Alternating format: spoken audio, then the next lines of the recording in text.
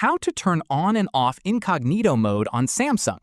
This tutorial shows you how to quickly switch in and out of incognito mode in Chrome on your Android device. First, open the Chrome app on your Android device.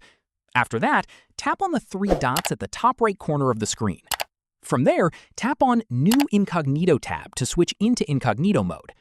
At this point, you'll notice the screen turns dark with the incognito icon at the top. This means you're now browsing privately. In the next step, any tabs you open from here will not save your browsing history, cookies, or site data. Following this, to switch back to regular browsing, tap on the tab switcher icon at the top and swipe over to your normal tabs. Once done, to fully turn off incognito mode, you need to close all your incognito tabs. Tap on the tab switcher, switch to the incognito section, and close each tab by tapping the X on it. Finally, once all incognito tabs are closed, Chrome will exit incognito mode completely and take you back to your regular browsing session. And that's it. If this guide helped you turn on and off incognito mode in Chrome on your Samsung, give it a like, subscribe for more Samsung tutorials, and tap the bell icon so you don't miss a thing. See you in the next one.